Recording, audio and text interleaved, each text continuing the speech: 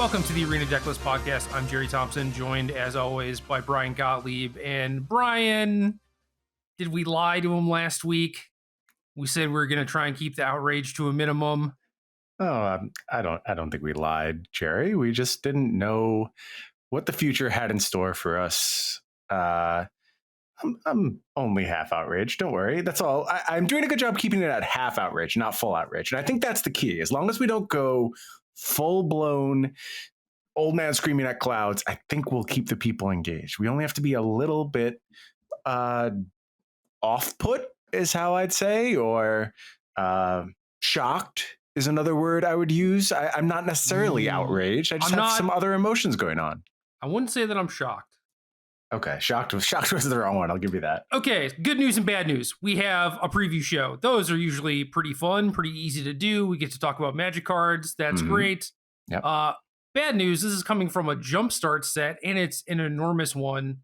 Give me the rundown on this. What does this mean? I'm going to give you the quick and dirty rundown. Basically, a whole bunch of new cards are coming to Arena. About 400-ish new cards. They're coming along with some reprints, and they're also not only just straight up reprints from Magic's past, there are brand new Magic cards created just for this set to take advantage of Arena's unique mechanics. And all of this is going to be available to us fine players by sitting in the Jumpstart queues, which if you didn't play Jumpstart last go around, I actually think Jumpstart is a phenomenal idea. It's a great piece of game design when it comes to paper Magic. Just so good for that arena. On Arena, it was terrible last go around. I did not enjoy it. And basically you get two sort of preset packs, although this time there is a large amount of variation in what those preset packs could potentially hold. They have some thematic thread to tie them together. But you're presented with three potential choices for one of those packs. You pick it, then you get three more choices, and you pick there. You put those two packs together. You've got a small quasi-seal deck, and then you play games against other people who have done the same thing with their Jumpstart cards. So, like I said, I think that's a really good idea. And for some quick, casual, like between rounds games of Magic, or you have a friend come over and you just want to slap together a quick seal deck without doing all the deck building, I think it's a really awesome idea that doesn't need to be on Arena whatsoever. And that's where we start getting into the outrage portion of the show, I believe. So there's a lot of cards that are being injected into Historic. This is Historic Horizons, effectively. It's being delivered through the Jumpstart model. And I think that this is going to be slightly different, but the old model was 2,000 gold or 400 gems to get two of these packs. Same for this one. Okay. So this set is relatively large. How long do you think it is going to take you to, acquire? It's not possible. It's not possible. It wasn't even possible with the previous Jumpstart. It was so time consuming. Now, what they have done is they've added, you get 2 rewards for playing your Jumpstart matches, and they are always Jumpstart rares or mythics. So you win 2 matches, you get either 2 rares, 2 mythics, or a rare and a mythic, and they get added to your collection. So a little bit of a bonus there, but you have to win those 2 matches to get those. So whenever you're doing this Jumpstart thing, you're playing a good amount of Magic to get the full value out of it, and you're always going to want to get the full value out of it if you have any interest in porting these things over to Historic successfully. So it takes some time. Well, you don't get eliminated, right? So you just get to keep playing. You do not get eliminated. 2 wins. Correct. You will always get it if you are willing to put in the time. Correct. Okay. It can take a long time if you get a really bad pairing, for what it's worth. I remember with the original Jumpstart having that happen a couple times. Yeah, no, I believe that. So this is basically just going to eat at your wild cards. Say you're like us, right? Or you're an aspiring competitive player who wants to test for Arena Opens or like PTQs or whatever. So you want to have access to a lot of different stuff. to try out different decks, like you're just going to need to burn wild cards, and then you could keep buying these jumpstart things and like hope that you get there eventually, or you just buy a bunch of packs of other stuff to stockpile wild cards to then filter in through this. Yeah. So if you are like us, and the way we maintain our arena collections is we want every available card because we have work to do. We have decks to test, we have knowledge to gain. So there's really there's no budgeting, there's no maximization. It's just new set is out. We need all these cards that we want to test. How much is it going to cost? Okay, take my money. And admittedly, I don't think that is the way the average arena user engages with arena, but it's the way every competitive player I know engages with arena. The way the target audience for this podcast we expect to engage with arena. And I know it's not entirely true. It's not, but a lot of it. A lot of it. And I have spoken to many, many people, especially over the last few weeks, who have just been like, yeah, I don't even play Magic anymore, but I still listen to y'all. And I love you folks. Thank you for still hanging around for some reason and sticking it out with us. So I don't want to generalize for absolutely everyone here, but a lot of the competitive crowd is always looking to have everything. And I am telling you, I don't think I can financially commit to that anymore after this set. And here's where it gets problematic. If I make that decision, if I say you have injected too many cards into Historic with a, whether you want to call it a predatory model or not, I don't really care, an expensive model. There's no question it's expensive. And now to be able to compete in Historic, because not only are these new cards where it's just like, oh, maybe I need, 3 of these Adventures in the Forgotten Realms cards to make good Historic decks. No, these are cards from the Horizons set. These are pushed cards. Like there's a lot of good stuff coming to the Historic format with the introduction of this set.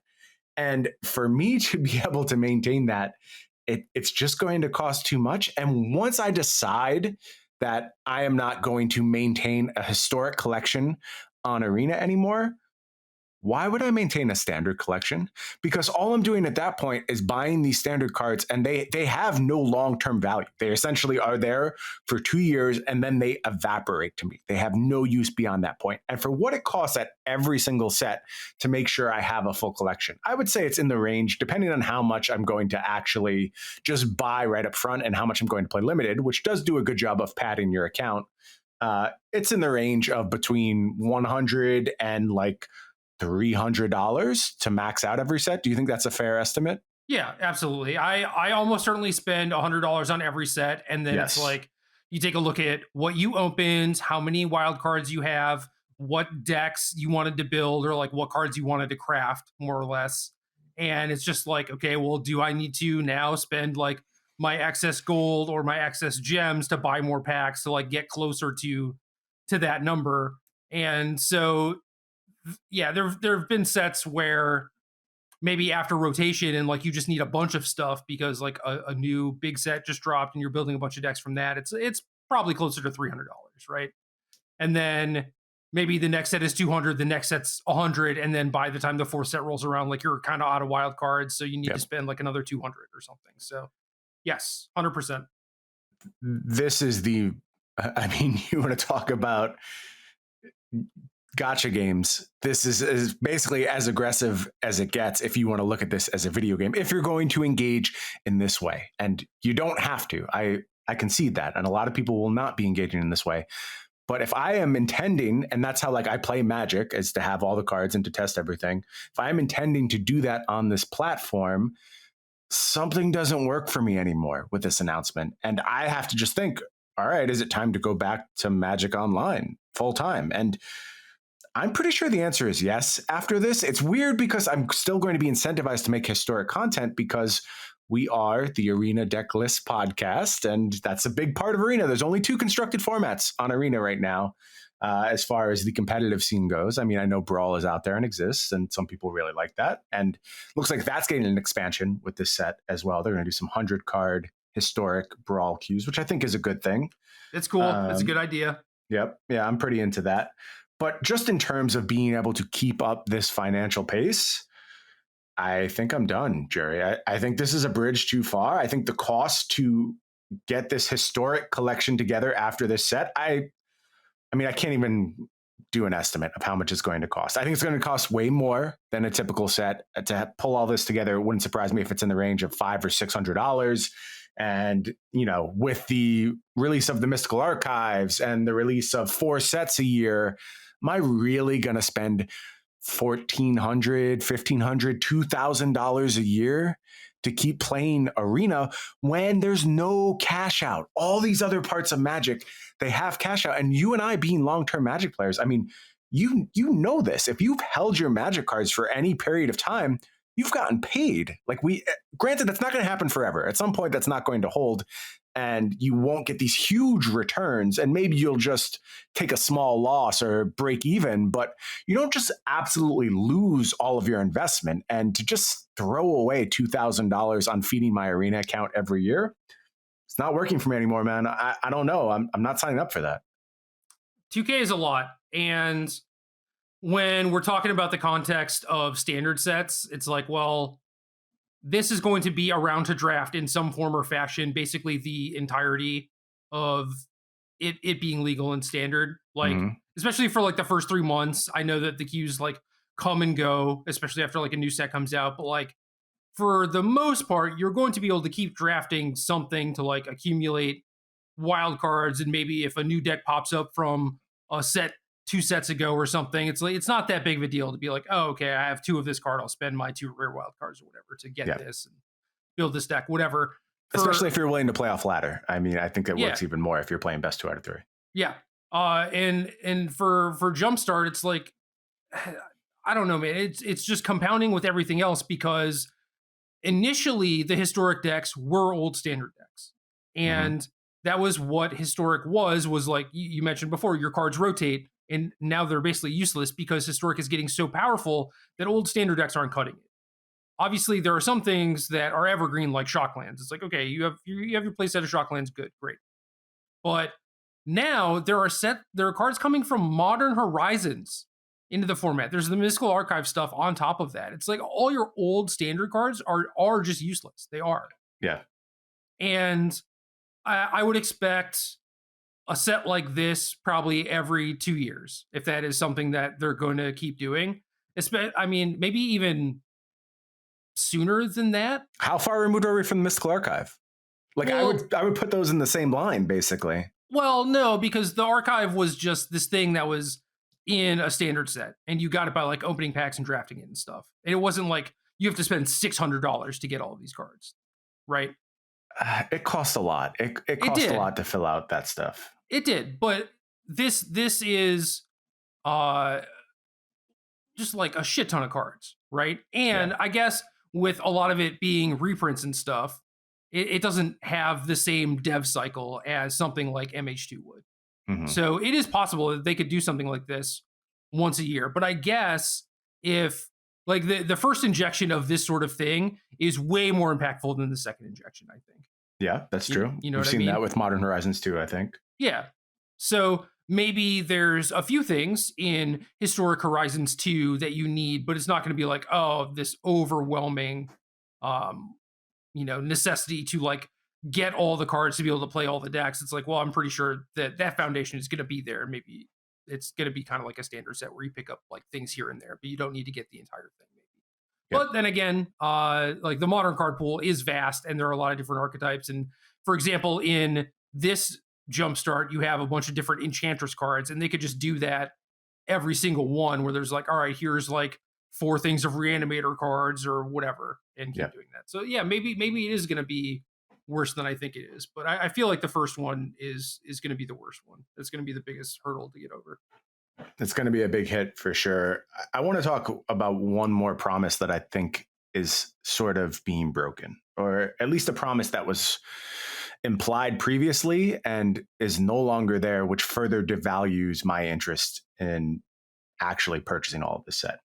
When I was buying everything on standard and I was making sure I had all the historic cards, I was under the impression that the future of organized play very much ran through Arena, that there would be a future of organized play, and whatever the new Pro Tour or, Pro system looked like, it would have a lot of Arena in its DNA. I don't even know if there will be a pro system anymore. And you've continually shown me your lack of interest in presenting these products for us super invested players. So I need to start changing my behaviors based on what you're showing me. And why would I convince myself that I need to maintain this absolutely full collection when the reason I did that was because, I wanted to be involved in competitive play. And I was at the start of Arena. I very much was involved in all the online tournaments and everything going on. And it was a lot of fun. I really enjoyed that era of Magic. But it's come and gone, and you have done nothing to reinforce that you see Arena as a competitive core of Magic. It seems like a video game to me. That's how it's being treated. It's how it's being developed, and that's fine, but I need to start treating it that way as well, and that requires me to stop giving you all my wild cards every historic set. Yeah, that is completely fair. I do think that certainly during the pandemic, obviously Arena was a big part of organized play, but then they just killed it. So, I agree with you. Like, what is going to be the point of us covering historic in the future? I don't know the answer to that, and there may be no point. It may be something we move away from, or maybe this will be a huge hit and the desire will be more than ever. And, if I have to do this as a business expense, which has become a very popular term amongst our fans now, they enjoyed your definition of all these cards as business expenses. If I have to buy all these cards as a business expense, so be it. I will do that to keep our listeners up to speed if that's what people want. But I think the first step for all of us should just be to ask, is this really what we need? Is this really for us? Is this a product designed to cater to the competitive player?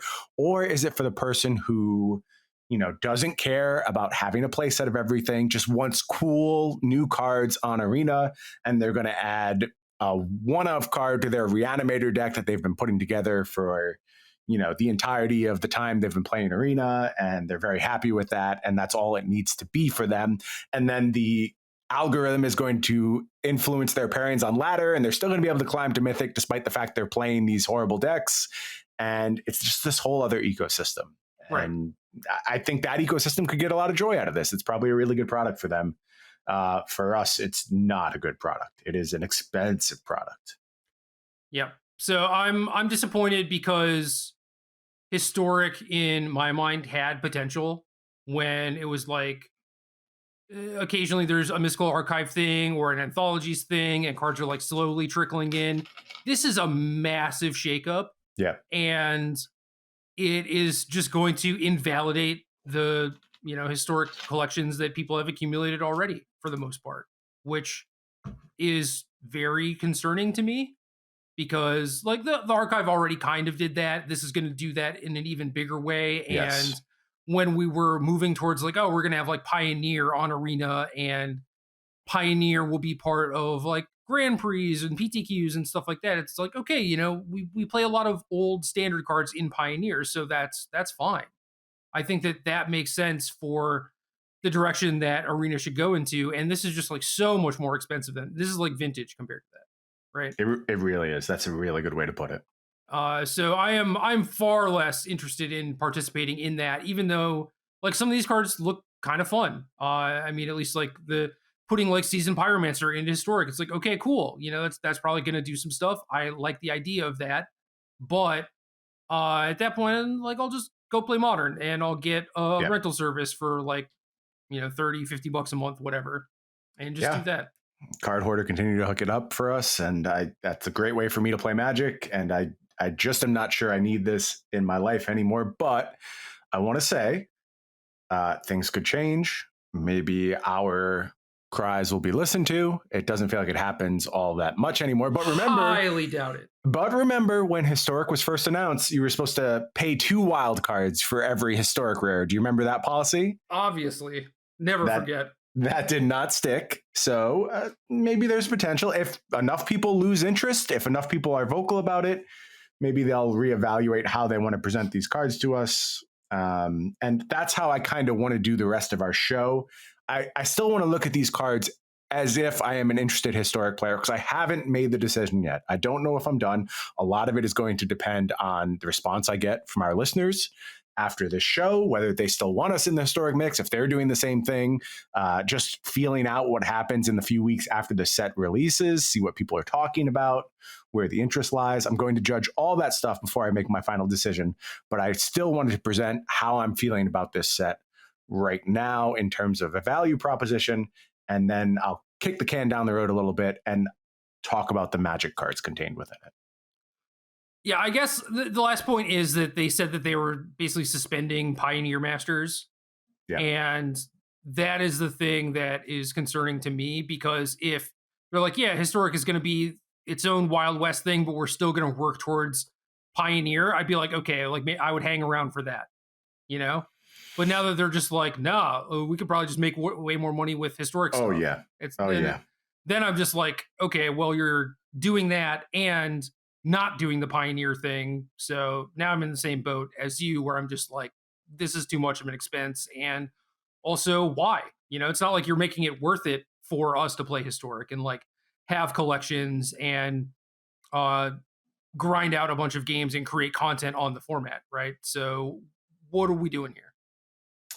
It's a question we ask almost weekly on the Arena Decklist podcast. I'm glad we got to ask it one more time this week. Okay. Well, that said, I do like talking about Magic cards and their place in their respective formats and things of that nature.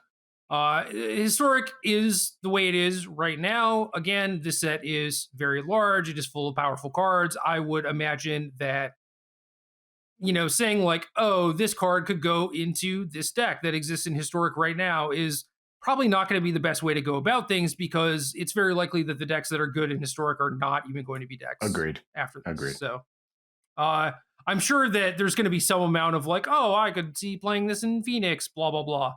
But for the most part, I think it's better if we come at it from like, what sort of new archetypes does this spawn? I agree with you. And just like raw power evaluations are very useful as well. You know, thinking about how this discussion has gone thus far, it does feel like we sort of buried the lead a little bit, because it feels like most of the, I don't know if it's just buzz or anger or weirdness around this set has actually been focused on these new cards. And I will tell you, for me, I care a lot less about that than just the absolute fleecing of the economy. Like, these new cards are weird. They're unique. They further fracture the Historic experience from the reality of the paper game, but that ship has long sailed. And at this point, like we said, we've sort of accepted Historic as the nonsense format. I don't actually mind these unique cards all that much. What's your take on them? So the thing with splitting off like Arena Historic from potentially being able to play it in paper, I think is a pretty bad move, because you almost certainly could have imagined, you know, say the pandemic ends earlier or whatever, or even, you know, 6 months, a year from now, paper events like come back in full force. SCG is doing a show almost every weekend or whatever. You very easily could have seen Historic on the SCG tour. I always thought so. I mean, that was always my take, but a lot of people felt very differently, and it's now increasingly clear that Wizards never had any intention of making Historic a paper format. Right, and I didn't expect them to try and make it a paper format, but like, there would have been paper tournaments for it, and people would have fought against their decision. What do you mean? Well, almost the community just makes it happen, regardless of the fact whether Wizards is actually sanctioning it. You just have these, like, they won't be able to be part of organized play, right? Because that has to be like a sanctioned format. But you have these one-off things where people do it, and if they are extremely successful, then yes, they could get wrapped into all of these things that we're talking about, SCG tours, all that. Yeah, I think Historic on the SCG tour, like Historic, you know, maybe even like post Mystical Archive or whatever, I think that would have been super popular. Yeah. And now with these cards that are doing things that are only capable through a digital client, you know, maybe those cards don't stick in Historic, and then it just doesn't matter, right? But like, now you have the extra step away from it, where it's like, well, these cards are banned in paper, obviously, right? And it's like, if one of those forms like the backbone of a deck in Arena Historic, then the formats just aren't the same anymore, and you can't do that. So I think that this is potentially a big mistake as far as promoting Historic in general. Abstractly, I agree with you. I just don't think it matters, though, because I don't think they were ever going that route. They were just going to fight against it the entire time. And, you know, but why though? Why? Yeah, that doesn't make any sense. That's something I can't answer for you. And maybe it's they see they want unique allure of the platform where you can only do this thing if you go play Arena. And no, I would. Okay. That is so backwards because... But Jerry, that's backwards for you, and that's backwards for me, but is it backwards for Magic Arena player as a video game? That's how you have to look at all these decisions. This is like era 2000 stuff where you're like, I don't want to make Magic Online too good because it's going to cannibalize the IRL player base. I know. No, it doesn't do that. It means that you get more of their time because you get them away from home and when they're at home. And there are a huge portion of people who like maybe play Arena but don't play Historic, and then SCG Tour starts doing it. That person watches SCG Tour and they can just play from home. Like, that's going to get more people onto Arena. Why would you want to segregate the things? It doesn't make any sense. Because they just don't see those players as a noteworthy entity. They see it as such a small percentage of the population that it doesn't even cross their mind in the decision-making process. I'm not saying that's right. We talked at length when we had Cedric on about why I don't think that's right, why I think you can plan and make Magic a lifestyle brand, and why so much of Magic's success is based on exactly what you're speaking about. I'm not disputing that. I just think this is how they view this thing now. I agree, but you can do both. That's the thing. It's agree. It's 100%. Not separate. 100%. But anyway, they're not. Anyway, back to these cards, right? So, example. Static Discharge, 1R sorcery. This deals X damage to any target where X is 3 plus the number of charge counters on this. Then put a perpetual charge counter on this card and each card named Static Discharge in your hand, library, and graveyard. So this doesn't matter if it changes zones or whatever, the counter stays on it. This is very reminiscent of things like Eternal, where in Eternal, you give a creature -2/-2, like it's a 3/3, it becomes a 1/1, it dies, it goes to the graveyard as a 1/1, you reanimate it, it comes back as a 1/1. You know? That stuff was pretty weird to me. That's coming from me as a Magic player, right? Yeah. But like from a digital only client, that stuff makes sense. I think that this is definitely a thing that Magic could do. I think that is a thing that you should only do the good versions of and not like the novel versions of, or the versions that are very frustrating where we're talking about like creating random cards or random effects or whatever. In the case of something like Static Discharge, cool. The, perpetual -1/-2 card or whatever. It's like you're doing that because you discovered that you can, but is this a thing that you would want to put in this set if you were just starting from scratch and you didn't have this, overarching thing where you're like, oh, we have to make a bunch of cards that do things like this, And well, I think that card in particular, let's get the name of it if we're going to talk about it. Davriel's Withering is what you're talking about. That's B instant. Target creature perpetually gets -1/-2. Perpetually means, like you said, all zones everywhere. That's actually an important card in the context of the format right now with the existence of Visit Phoenix, right? Yeah, sure. But you know what I mean? Like if you were just making the file from scratch, would you be like, oh, it would be great to have this card. This really does great things, blah, blah, blah. And I don't think that that's the case. They're only doing it because they had a certain amount of cards like that they wanted to hit. Okay, so this is like not splashing anyway, right? It's not exciting, and you would rather see them assign excitement points to this mechanic if you're going to do it, not make just a fairly stock removal spell with some format-based upside. Pretty much, because you look at that and it's like, okay, you played like Land of War Elves, okay, your one mana removal spell kills it, right? It's always going to kill it. Yeah. And then there's maybe slightly bigger things like Death Shadow or whatever. It's like, well, this isn't an actual removal spell, so you don't want it against that. Against like a single Arclight Phoenix, okay, it kills that Phoenix forever. Doesn't matter if the Phoenix comes back, just going to die again, whatever. So as a thing against Phoenix, it's basically a magma spray. It's as good as a magma spray. Yep. That's not exciting, and it's as good as magma spray against Phoenix, not against like any 2/2 or 3/3 or whatever. Yeah, it is. You're right. It doesn't really blow your socks off. It being in a different color, it like certainly matters and is format impactful, but that's not the point you're trying to make. You're trying to make the point that it just doesn't blow anyone's socks off, isn't really worth the complexity points that you're putting in, or just the branching decision to be like, okay, we have these unique cards now. The payoff could be much larger. Right. So I don't like that aspect of it. Some of the cards are hit or miss for me.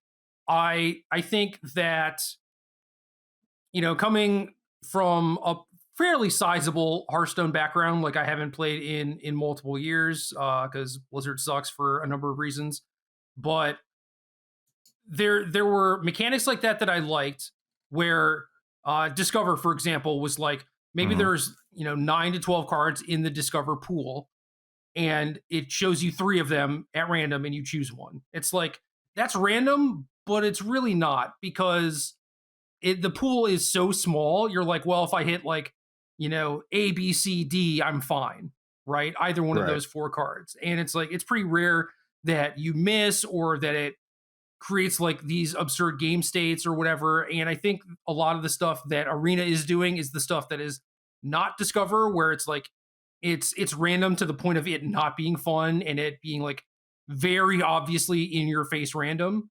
And Discover was just like, you did it. It was kind of fun. You had like a nice little sweat, and your opponent was like, did they hit the thing that you needed, but like they knew kind of like the pool of cards that you could select from and stuff like that. So I don't know, man. I basically liked Discover and didn't like a lot of the other stuff where like Babbling Book, for example. There's like a really famous example from Worlds in like 2015 or 2016 where it's just like create a random Magecraft spell and basically like zero outered their opponent in top 8 of Worlds. And it's just like, that stuff is silly and should not exist. And it's just like not really fun for anyone. Yeah, I mean, look, there's a reason I play much more Magic than I do Hearthstone, beyond just like companies being terrible. It's that I like my variants a little bit. I don't really know the right way to phrase it. It's not quite, I guess, off the cards is how I would say it. Like I want it to be involved in the entirety of the gameplay process, not just a discrete instance of here's this thing of variance. Yeah, e.g. my hatred for Collected Company. Sure. Yeah, so like draw steps, the mana system. Yes. Things and like that's that. The beauty of Magic. That's the most brilliant part about Magic, is that it has that system for variance built into it. And I know the argument. I know it's like video game Arena player doesn't get that, and we need ways to make the variance more facial. And I just cringe when I hear that kind of insistence, because there's a reason Magic has outlived all these other games and has outshined all these other games, and it is because the variance is a bit more off the cards. Yeah. You ever play with Ragnaros? Yes, that's 8 damage to anything, right? So anything your opponent's it's side. an 8 mana 8/8 that can attack, and then at the end of your turn, deal 8 to a random enemy. So like either one of their creatures or your opponent. Yep. And there are times where you're just like, my opponent has 6 creatures. I'm going to play this and hopefully kill one of them, and then the Ragnaros will get attacked and like soak up some damage or whatever. Like they'll have to kill it. And it's like, okay, that's fine, because kind of like Discover, it's like, yes, it's random, but it's not. You're like playing this 8 mana Flame Tonkavu effectively. And you have a pretty significant statistical chance of like hitting a creature and like it doing that thing. Occasionally it just like hits your opponent's face and you lose the game, whatever. Or win the game. Right. And so that's the instance I hate, is when like you get your opponent down to 8, your opponent has a full board, you play Ragnaros, and you're playing this nice game, and it just gets to a point where like, okay, now we flip a coin to see who wins. Yeah. Right? Yep. That Actual coin flips. That sucks. That is what we should not be doing. Do you think anything in this set goes that far? I really don't. Not yet. Okay. Let's hope it stays that way. There's stuff that's like not like, oh, in your face, over the top random or whatever. But there are some things where I guess like Davriel, for example, I'm going to pull up this list because it's massive. So big list. Planeswalker, 2BB, 4 starting loyalty, Davriel Planeswalker, +1. Until your next turn, whenever an opponent attacks you and or Planeswalkers you control, they discard a card. If they can't, they sack an attacking creature. -2. Accept one of Davriel's offers, then accept one of Davriel's conditions. I'll get to that in a sec. -3, target creature perpetually gets -3/-3. So, the offers, there are 8 of them. The conditions, also 8 of them. This is just like, it's way too much going on. Like, yes, this is leaning into the arena client. In theory, this is kind of fun, but I don't know, man. For like a 4-mana card, this is a lot of planning, right? Like when I'm deciding whether or not I should play like my 4-mana 4/4 or my Planeswalker, it shouldn't take me 10 minutes to decide. It should not.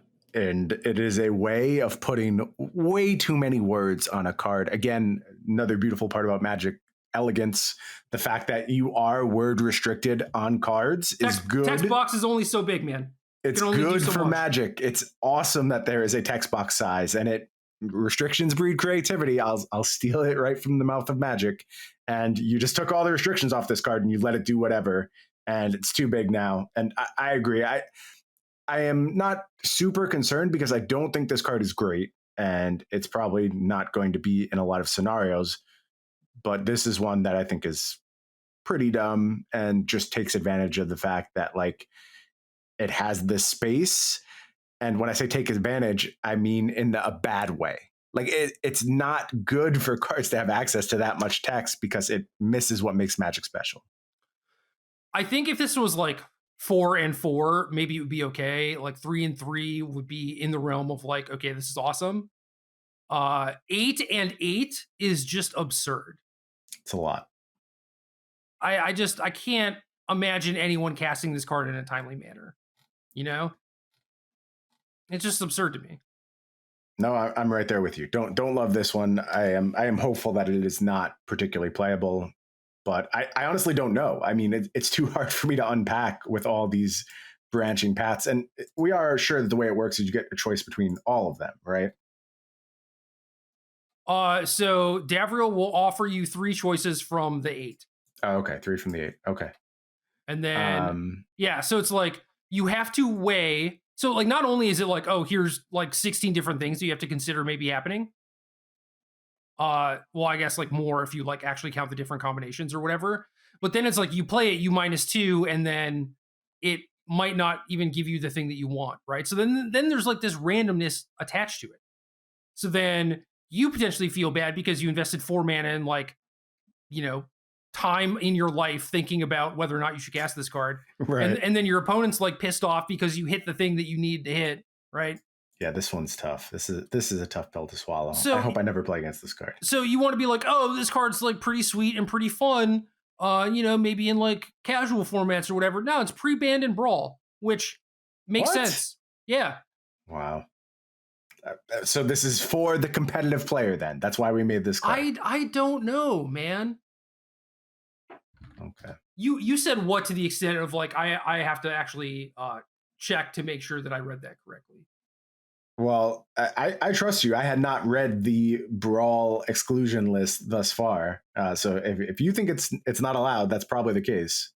I think there were 2 cards. Holding. I feel for you navigating around the wizard site right now trying to find it. Banning both Davriel's Withering and Davriel's Soul Broker. Davriel, so that's the -1/-2 card, right? Oh, yeah. So you can't target a commander with it. That's why Right. they're doing that. So what the hell, man? Oh, You're Lord. making this perpetual stuff for Arena, and then you're like, oh, also Brawl Q. Oh, BT Dubs, it doesn't work with any of the mechanics that are in this set. Huh. Now I am browsing quickly to see if there is any other perpetual minus, because that's why this card is not included. It's because of target creature perpetually gets -3/-3. Yeah, like you're bricking my Arclight Phoenix. Now you're potentially bricking someone's commander, right? Like they have a 2/2 commander, and it's just like, well, that doesn't work anymore. Yeah, I wouldn't have made this mechanic then. I probably would have passed on it. I don't know. I guess that's why they banned Davriel, though, because of the target creature perpetually gets -3/-3. Oh, I think so. I think so for sure. And so they released the article saying that they're pre-banning those cards, which probably means those are the only ones. Probably. Right, because they wouldn't release that article unless all those other cards have been previewed. Okay. This card's making my head hurt now. I don't think I can talk about this one anymore. Yeah, so again, what are we doing here? We're doing it because we can, not because we should.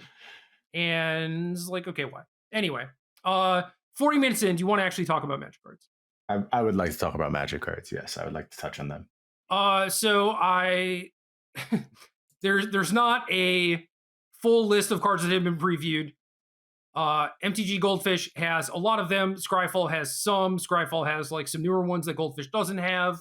The mothership is still giving like 24 to 48 hours to let the preview people handle it before they add to their stuff. So it's like, okay, fine. So I'm going to do the Scryfall ones, and then we'll go alphabetical by rarity from Goldfish. Yeah? Yes, that works for me. The reprints, we're not going to talk about the text. The new ones, we'll talk about the text. So new card, Longtusk Stalker, G1/1 creature cat. Whenever this enters the battlefield or attacks, you get an energy, pay EE. Boo! This perpetually gets +1/+0.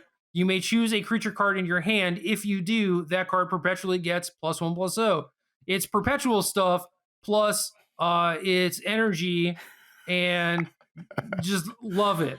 You started with what was destined to be perhaps my least favorite card of all time, because anyone who has listened to this podcast for any length of time knows how much I hate energy. Okay, so in the grand scheme of things, could Longtusk Cub, Rogue Refiner decks use a boost in Historic? Yes, because they are very, very, very far off from being playable. This does not do that. No. So I don't understand. What do we do? I don't like energy as a mechanic. I've said that many times. In fact, I actually had mostly forgotten that energy was on Arena. That's how rarely I've encountered it. With the addition of like Aetherworks Marvel, we thought that was potentially an interesting card. It hasn't been for the most part. Really, I see Voltaic Brawler more than anything else, probably. Right. So there's very little energy being played right now. I don't think this does much to change that. Like you said, they could use another pip on their energy counter, but I was hoping we'd just never do this again, because I think energy is one of the worst mechanics in Magic's history. Overall, not a terrible Magic card, though. It's fine. Yeah. It's fine-ish. I think anything that can generate persistent resources is always worth paying attention to. The fact that you will usually get your 2 energy out of this makes it strong enough. And you could certainly see games where this like scales up very hard over the course of the game and punishes control decks really well, potentially, from energy strategies. So there are uses for it. It's just hard to get me to say good things about energy cards. Right. You could potentially see play Ingrul alongside Voltaic Brawler. They have like, Llanowar Elves and Pel Collector, but could almost certainly use another 1-drop. I don't know if this actually does it. There were a lot of things in Hearthstone where like pumping the creatures in your hand led to some infinite combos or whatever. I don't think that that's necessarily the case here, but something to look out for, That's interesting. Seasoned Pyromancer, awesome card. Talked about this before. It's a mythic. So that hurts my soul, because I'm sure that there are going to be other mythics that I'm going to like want to craft and play with potentially. So this being in the set is cool. It is good. I think it would do good things for Historic. But the more things that are like this that exist in the set, the less likely I am to participate in Historic. Yeah, this is a really successful design from the first Modern Horizons. An example of a card that like goes nicely into Historic as it exists now. Is somewhat exciting. So glad to see this made the cut. But Mythic. So get those wildcards out. New card, Managorger Phoenix, RR22, creature Phoenix flying. This can't block. Whenever you cast a spell, if this is in your graveyard, put a flame counter on it for each R mana symbol in that spell's casting cost. If this has 5 or more flame counters on it, return it to the battlefield, and it perpetually gains +1/+1. Cool card, cool design. Unsure how many times you're gonna cast like 5 spells or things with a bunch of like R pips in them or whatever to recur this thing. So don't think it'll see much play.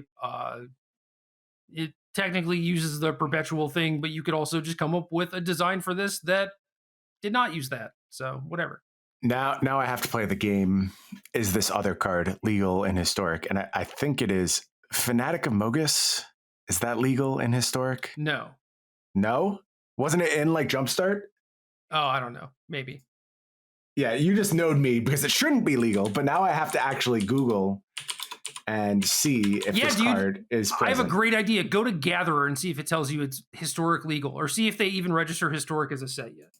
I think they did, actually. Good for them.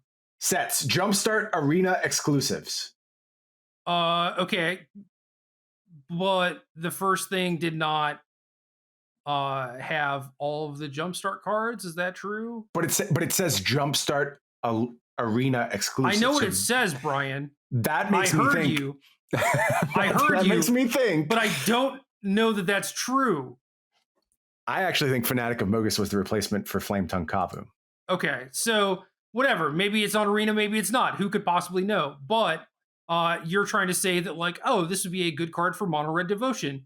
You're correct. That's not a deck still, so it doesn't matter anyway. Probably not. I occasionally see Fanatic of Mogus in some weird spots in like the weirdo decks in a Modern League or even a Pioneer League from time to time. So I'm a big believer in that card, but this format is so out of control that it doesn't really track with any of those anymore because we do have things like the Mystical Archive. So mostly agree with you. I just wanted to highlight it for that. And I think building around this card to maximize it is an interesting experience. I don't know that you'll end up with anything that ultimately is all that good. Hardened Scales. We have Zabaz in this set. There is Winding Constrictor. We do not have Hangerback Walker, and more importantly, Walking Ballista. So I doubt that these will ever actually do anything because just building a bunch of tall creatures generally does not amount to much.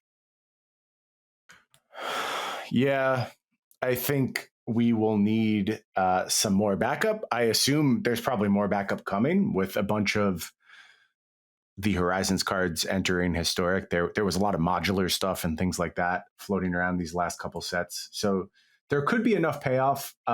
My hope that is if there is payoff, the deck looks different enough from quote unquote traditional Hardened Scales deck to be something exciting, something new, something novel. And I do think there's a possibility of that given the unique card pool we're dealing with.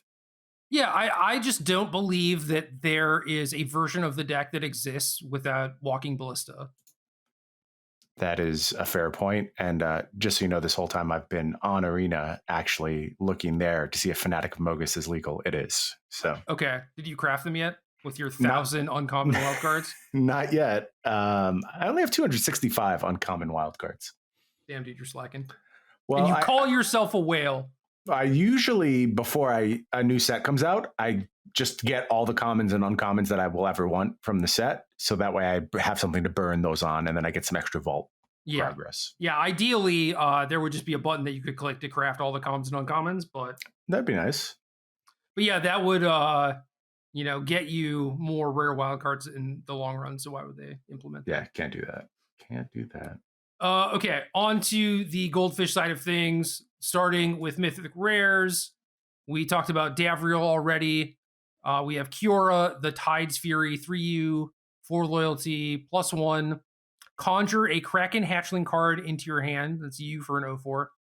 +1, untap target creature or land, prevent all damage that would be dealt to and dealt by that permanent until your next turn. -3, you may sacrifice a Kraken. If you do, create an 8/8 blue Kraken creature token. What a bizarre mythic rare in a set where there's also like seasoned Pyromancer at mythic rare and Yawgmoth and Ranger Captain of EO, just all these like super powerful cards. And then there's this. Yeah, I guess this is for the historic Brawl players. Enjoy. Yeah, this is an arena only type of card where I'm like fine with it. But again, it's like the +1 gives you an 0/4 for you, right? Mm-hmm. Why does it need to create a Kraken Hatchling card? How much would you have to tweak this card to have it make an 0/4? Or, like, do you make this card cost 1 mana more? Do you make this a 0 instead of a +1? Like, you're just doing it to do it. I agree with you. The novelty of like putting a token card into your hand. It's like, wow. But it's a Kraken Hatchling, man. I also think you could just like really do that, and you could find a way to do that in paper if you really wanted to. That's the thing. Like all these things that seem impossible, they're just impossible because we've never done it before. Yeah. And you could track Phoenix if you had to. Is it ideal? No, but like you could do all this stuff if you needed to. That is true. Ranger Captain Vios, again, like Seasoned Pyromancer, good card. Unfortunate that it mostly shows up in Modern in like creature combo decks, but we don't really have that here. So this will just be like a fine value card. This card has seen some play alongside Death Shadow, which is a card that hasn't really had a chance to do much. Also true, and you were building some white-black Shadow decks. You played Ranger of Eos, which I did. 4 mana is a lot more than 3 mana, especially in a deck where you're like trying to play 20 lands or whatever. So yeah, I could see this instead of actual Ranger of Eos. That would make sense. I think so. And also I'll note that yes, there is not a lot of creature combo presently in Historic, but also there's not Ranger Captain of Eos. And I think this card is that good, like it's that consistent where it makes those archetypes much more viable. Even things like Soul Sisters, like life gain decks, they will appreciate the addition of this card. Oh yeah, I've built some of those decks. We'll get ready to build another one. In the early days of Historic, like anthologies 1 or 2 or whatever. Anyway, Sarkhan, Wanderer to Shiv, 3R, 4 starting loyalty, +1 dragon cards in your hand perpetually gain. This spell costs 1 less to cast, and you may pay X rather than pay the spell's mana cost, where X is mana value. 0, conjure a Shivan dragon card into your hand. -2, this deals 3 damage to target creature. This would be a fine card for like a standard or like pioneer thing or whatever, but like, you're putting modern cards into Historic, so. Agree with your assessment. Nothing else to add. Maybe it'll be really fun in my Jumpstart pack. I hope so. The First Sliver, whatever. Are there any slivers that don't have Cascade? I guess there are other slivers in the set, so maybe. Yep. Yeah, there's like Bone Size Sliver and Muscle Sliver, or whatever the new version of Muscle Sliver is. They're coming. So, something to keep an eye on. I don't think we have anything really to do with slivers yet. Yawgmoth, Thran, Physician. This is a combo deck in Modern alongside Undying Creatures. So I don't know if you have, you have Hapatra in this format, so that is lethal. There's not a ton of like creature tutory things here yet, but could potentially be a deck. There was a point where I actually believed in Yawgmoth as just like a fair card. I thought there was a chance it could matter. And also there's like a bunch of humans and a pretty good mana base for it on Historic. So it could matter in that role. It's seen some spot play in human sideboard in the past, but I think more likely something will at some point make a combo with this card, and it will do the same thing it does in Modern. Bloodbraid Marauder. I still think this card is very good. I need to do more building with this in Modern. I never really followed through with the article that I wrote on this card, but in terms of Historic, no Street Wraith, no Architects of Thought, no Tarfire, no Mishra's Bauble. This is going to be tough. Delirium's a lot harder sell in this format, and that's going to matter a bunch for a a few cards here. I mean, we're getting the Delirium cards, so who knows? Like, I don't want to do the thing where we do a whole podcast talking about, oh, would you put Ponder in Historic? It's too strong, and then Brainstorm is spoiled the next day. Yeah. So who knows? Maybe we're getting Mishra's Bauble and all this other stuff, and it's all going to be here.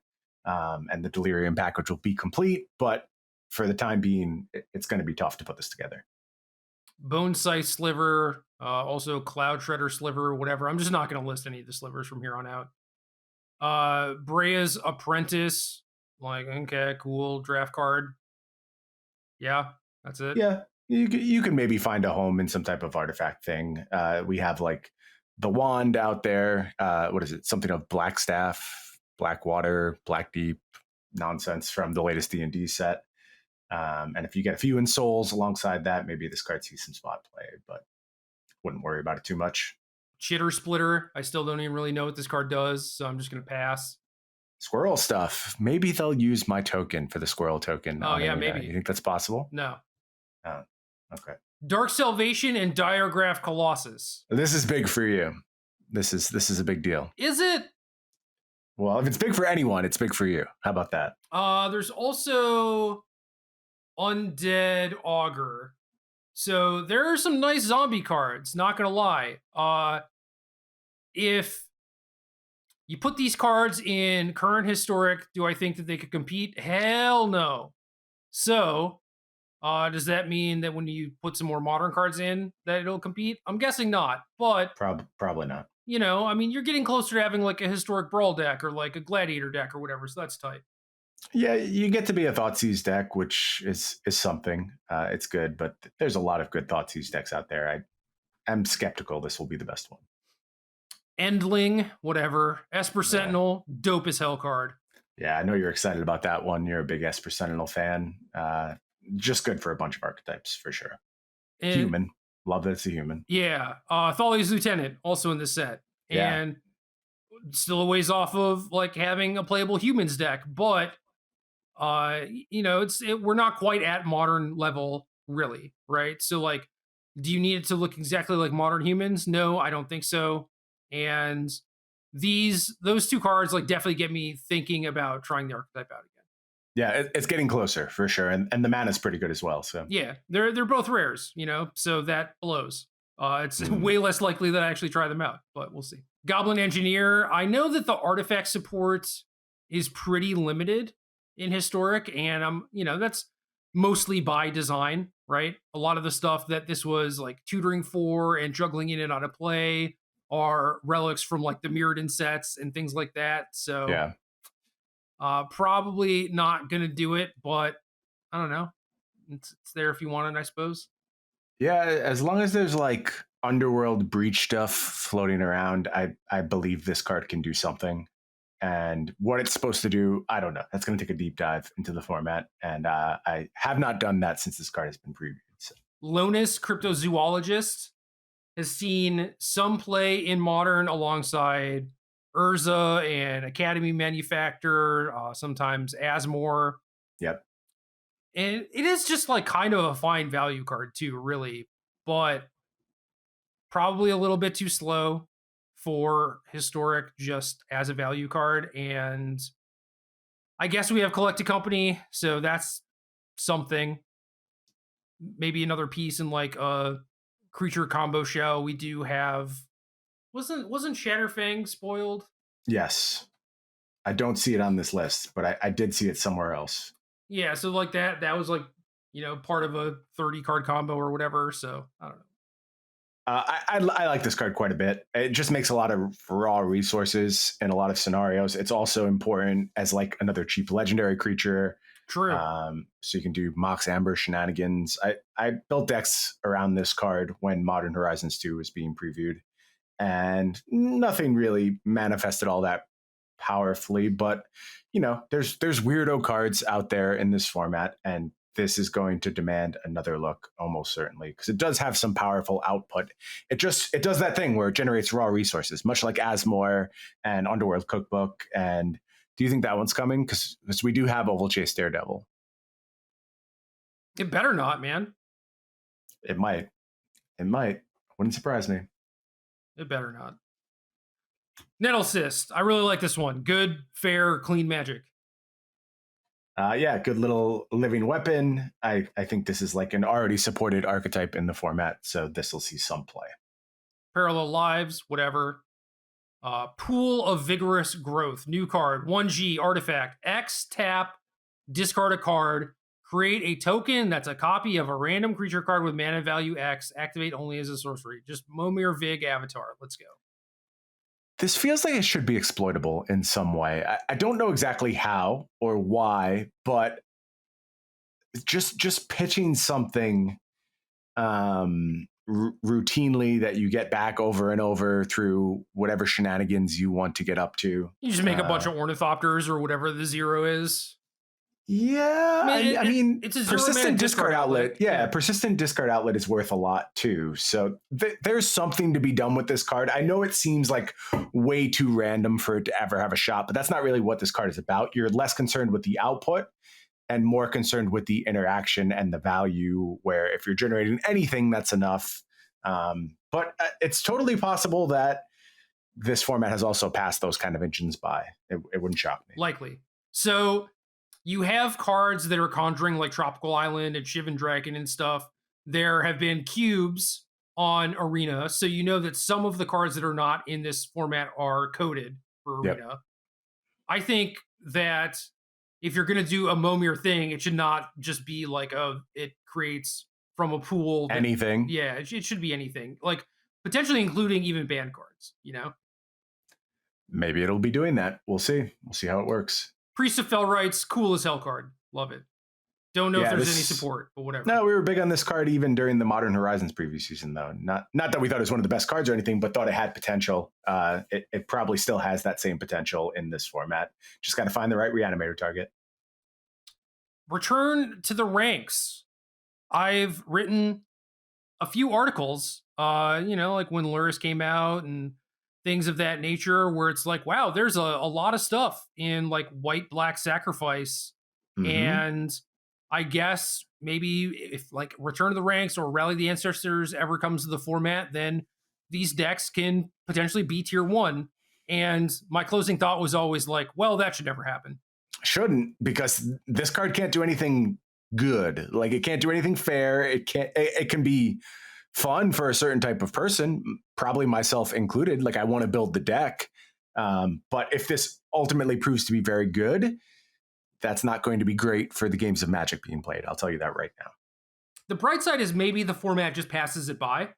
It's possible. All these cards, I just don't know.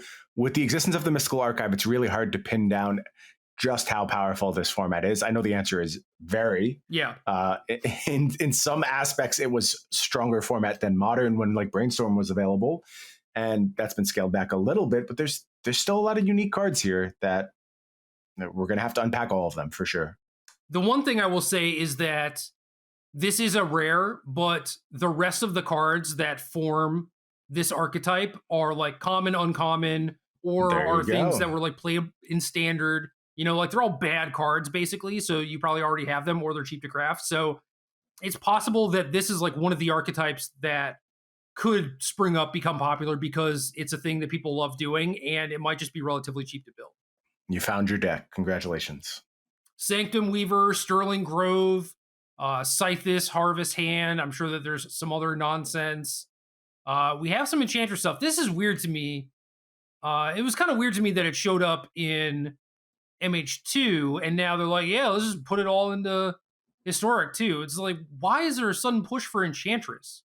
Especially in the case of Modern, where they're like solitary confinement locking people, Yeah, I actually like that. I think we disagree on this point. Like, I know that's a stupid way for a game to end, but to me, I want all the play experiences to be present in Magic, including things like stupid prison decks. I don't think they should be good. I just think they should be there and occasionally around. And I expect that this should fall about in the same place, although I don't know if there's anything as egregious as like solitary confinement lock, or maybe there's something worse. Who knows with the historic new card. Your opponent perpetually loses the match or whatever. It's totally possible. We'll have to keep an eye on that. I like these cards existing though. It's funny to me because I think the deck would be much stronger in Modern if there wasn't a lot of incentive to play cards that just incidentally hated on Enchantress, Mm-hmm. where the food decks made it so people were playing like Fracturing Gust again, and Yep. there's a lot of cheap creatures, and again, the food decks, like people are playing a lot of engineered explosives and stuff, and Enchantress just, kind of has to take it, but if those things didn't exist, I think Enchantress would be really, really frustrating. Instead, it's been like, oh, thankfully I have all these like Force of Vigors in my deck. Yeah. Well, maybe we'll have that here as well. Seems plausible. We could get cards like that. Although maybe not. Maybe that's a coding problem. What is? Doing the like pitch force thing. Can we do that? I mean, I'm sure they could, right? I don't know. I'm not sure of anything really. I do know that if you have Jasper, Sentinel, and Magda, it's still like doesn't work. Yeah, it still auto passes to your turn. Right. So like, why would you assume that this would work appropriately? Sliver Hive, Thalia's Lieutenant. We talked about those. Subversive Acolyte is a new card. BB 2/2 creature human. Pay 2 mana, pay 2 life, choose 1, activate only once. Either this becomes a human cleric, it gets +1/+2 and gains lifelink, or it becomes a Phyrexian, it gets +3/+3 and gains trample, and whenever this creature is dealt damage, sacrifice that many permanents. So this doesn't say perpetual, right? No, this could just be a real card. But this is less confusing than Figure of Destiny. But it also doesn't say until end of turn. It does not. But it doesn't say perpetual. I don't understand. Well, perpetual is still end of game, right? Oh, sure. Okay, so so that's confusing though, right? It is confusing, especially given that this is a unique to Arena card that could just be a real card. All right, I'm off it. Thought Monitor, gas. Yeah, you love this card. If it's doing unfair things, which I think it will end up doing eventually, I'm less excited about it. But we have like Treasure Vault and Nettlecyst and whatever, just a bunch of crap, then I think it's awesome if it's feeling that sort of archetype. Yeah, I'm going to play it alongside Emery because I'm just a jerk like that. But enjoy spending all your rare wild cards, you fool. Yeah. Tome of the Infinite, I had this open in another tab. I closed it. I'm not going to go look for it again. 2U, Legendary Artifact, you tap, conjure a random card from the spell book into your hand. It perpetually gains. You may spend mana as though we're mana of any color to cast a spell. There's like 8 cards, whatever. Swords to Plowshares, Light of Hope, Ponder, Force Spike, Dark Ritual, Duress, Lightning Bolt, Assault, Strobe, Giant Growth, Fog. Did you say Force Spike? Force Spike. Garbage. What the hell? Get Force Spiked. That's going to be that one outer you're talking about. I mean, nobody should ever play this card. Well, hold on. I actually want to think about that. Let me think. Is there a plausible scenario where I might want this card? It's not a bad engine, and it generates like cardboard resources where maybe if it serves up a bunch of Force Spikes that don't do anything, you like loot them away or something. I don't know. It's not terrible. It's probably worse than Narset or whatever. Yeah, there's a lot of swings here too. Like hitting Assault Strobe in a lot of scenarios is not going to be what you're looking for. So maybe it's dope though. Could be anything. Could be a boat. Verdant Command, cool, whatever. Wonder, sure. Boneyard Aberration, I'm not even going to read it. Dragon Rage's Channeler. This is a silly one. Dragon's Rage Channeler is a... Yes, Dragon's Rage Channeler. I keep messing that up, and I realized halfway through my article last night that it's not Dragon Rage's Channeler, it's Dragon's Rage Channeler. So Dragon Rage's Channeler. That doesn't make any sense, right? I don't know. Dragon's Rage Channeler also doesn't make sense. Like, it does from an English perspective point of view, but why would you name the card that? Why won't it be like Channeler of Dragon Rage or whatever, Ooh, I do like Channeler of Dragon's Rage better, for sure. That sounds much cleaner to me. Anyway, talk about the card without Mishra's Bauble. This card is so good that if a Delirium card can withstand not having Mishra's Bauble, it's this one. And then that might open up further Delirium cards like your Cascading Friend. This just points to me in the direction of like, there's going to be some big shots as we do the rest of the preview season. I mean, although they're not doing Ragavan, which like probably a good idea, but still a completely arbitrary place to draw the line because this is kind of better. In some instances, this is better. It would, the absence of Mishra's Bauble, I think Ragavan would clearly be better.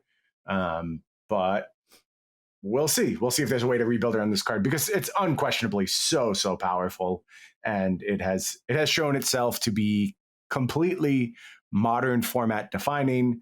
I expect it should do the same in Historic, even if the Delirium trigger is much harder to get to. Also, no fetch lands here, which is worth noting, which is funny because this is a format that could actually bear the fetch lands pretty safely since it's an all digital format, but I'm sure it's coming eventually. Like that'll get more wildcards from us. So just wait.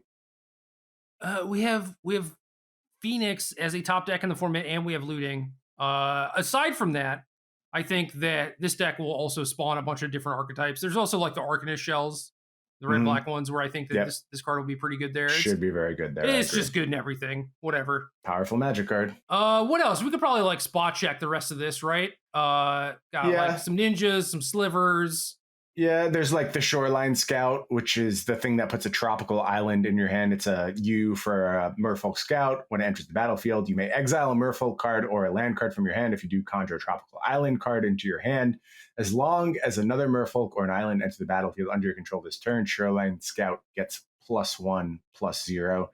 I actually sort of like what this card does. I think this is a good use of that design space. A way for an archetype which severely needs help to get some help in a very unique, flavorful way. So thumbs up to the design on this card. I don't think it makes Merfolks good or anything, but I just like the idea here. Yeah. Scrolling. Ninja the Deep Hours. Cool. Yeah, Unholy Heat. Big pickup. I just actually got my foil on Holy Heats in the mail. Hell yeah. Because it is such an important card in Modern, will remain so. And, you know, like I said, more and more reasons to make the Delirium hoop worth jumping through. We'll find a reason to do it if you're going to give us cards this powerful. Well, so Dragon's Rage Channeler. There you go. Is active on turn 2 a lot of the time in Modern, largely because of Mishra's Bauble, and also because there's just a bunch of one mana interaction, right? And like diversity of card types, whatever. In Historic, with the stuff that we have now, but also taking into consideration Faithless Looting, I still think that on average it will be active like a turn later. And that's still completely fine in the context of this format. And in the case of Unholy Heat, it's a shock early. Like you don't need it to be online until much later. So yeah, if your Delirium is a turn slower, it doesn't matter. Yeah, I agree. Should be an important card in several existing decks. And if this Delirium thing pans out, it'll be important there as well. Card is busted, and it was just in the last dump of MH2 previews. It's very strange. It was. They snuck it by us. It's like Magmatic Sinkhole was a card that people were pretty excited about, saw a decent amount of play as a one of in a lot of different stuff, and this is just a much better, much more palatable version of that. And now we just get it in every format. Okay, cool. You think we're gonna get Ethereal Forager? I think that card would be sweet. I like that card. I don't know if it'd be like good for the format or whatever, but I do think that card is fun. I think it's coming. That's my prediction. We're gonna get that one. Maybe in Anthology 6 or something. If they don't get us now, they'll get us later. We know that. Well, it just doesn't fit the mold for the set that has all the Modern Horizons cards in it, right? Oh, I'm talking about the wrong one. I'm sorry. I'm talking about the Modern Horizons card, and I named it wrong. Murktide Regent? Yeah, I don't know why I called that Ethereal Forager. I'm sorry. That card sucks. I like that card way less than I like Ethereal Forager. Okay. So you want a card that is certainly not coming. I'm sorry, I didn't mean to get your hopes up like that. I was curious about the Modern card, which is extremely powerful in Modern right now and would slot right into a bunch of decks that exist. Yeah, that card would be very strong. Yeah. It would be like, oh, you play Phoenix? Well, you could play some of these if you want. Oh, you play Control and you want, some sidestepping backup plan? Well, like, yeah, have some dragons. Faithless Looting in the mix. Yeah, I mean, it would spawn a few different archetypes for sure. but maybe it's coming. It would not surprise me. I mean, I think that 2 mana on the front side delve cards are generally pretty fair, and this is like big, as far as power and toughness is concerned. But that's doable. Make people play removal, whatever. I'm just so interested to see the set unfold and the shots they're going to take. Like, we know there's a bunch of non-Horizons reprint stuff coming, and that's where you can really change the tone of this entire format. Do we get Thought Scour?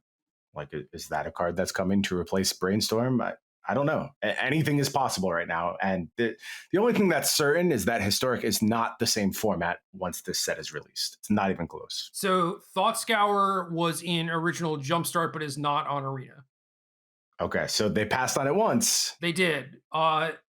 Given the way things and seem then to... they got brainstorming. Right, yeah. See, the way that things seem to be rapidly changing, we're like, speed it up, slow it down kind of thing. It wouldn't surprise me if they were like, okay, well, now Thought Scour is fine, because it probably is, really. So, maybe. It's hard to make any kind of logic when it comes to the format where Brainstorm was deemed to be okay. The betting lines for this format would just be so wild, right? Where it's like, oh, do you think that this card will come to Historic in the next 3 months or whatever? It's like, who knows? I would take a lot of action on all of those, and I'd probably lose a bunch, because who can understand what's happening presently? I'm sure if you just slam yes on all of them, you'll probably win big, right? It's a big set.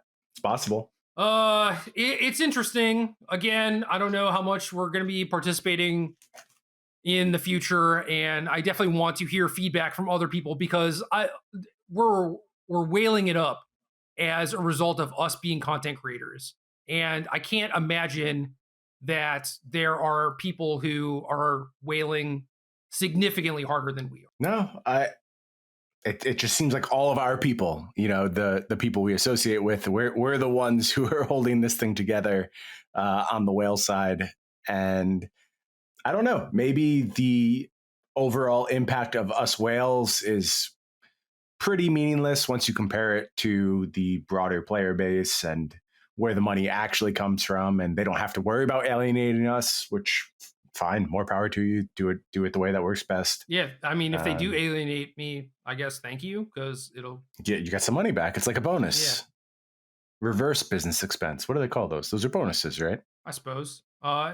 I think it could have like a weirdo positive impact for Magic Online too, where you get some of the standard player base back, which would be cool.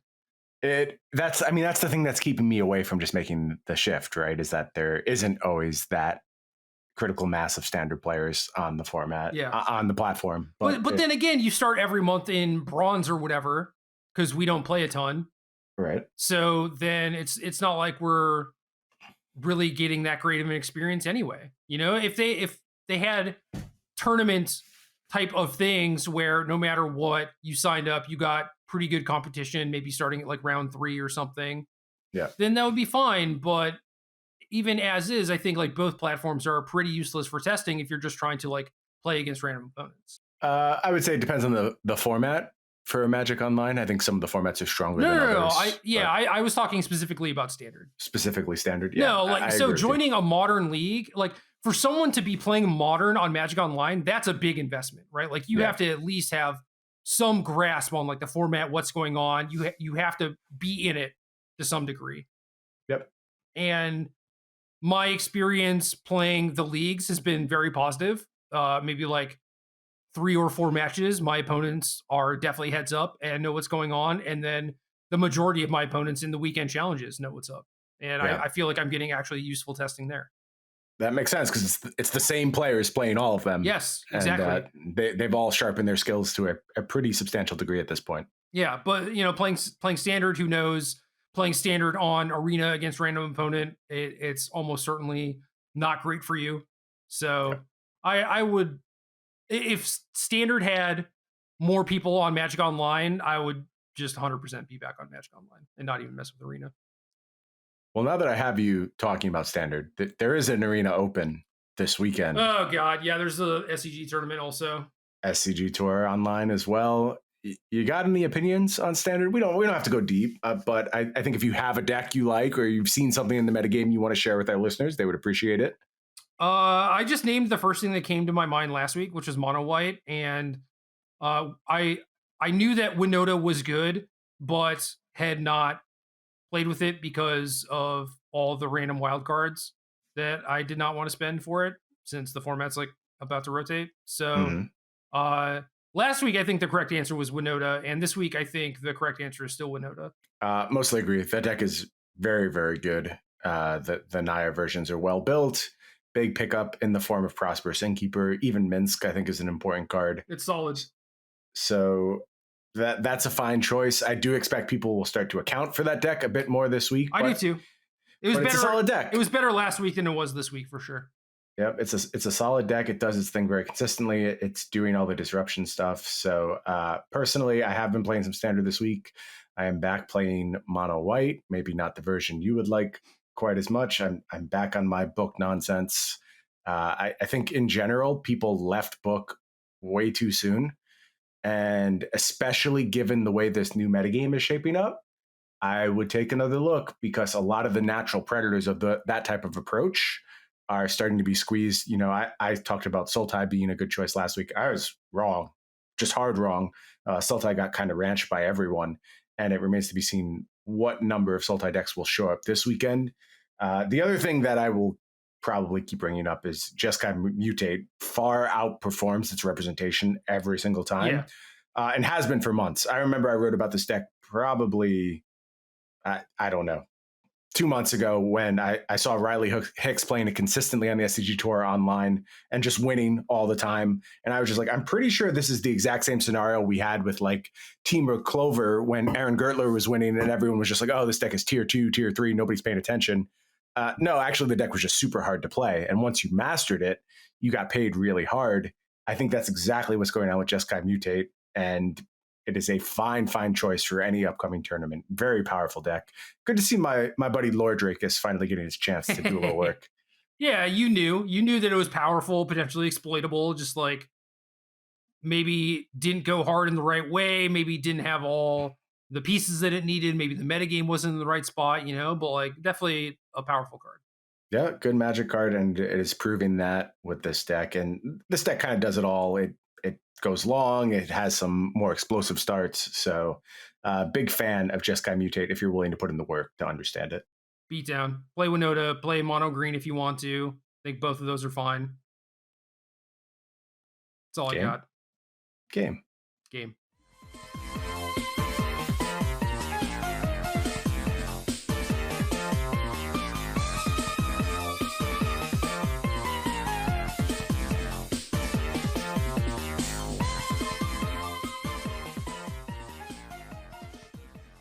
Good luck.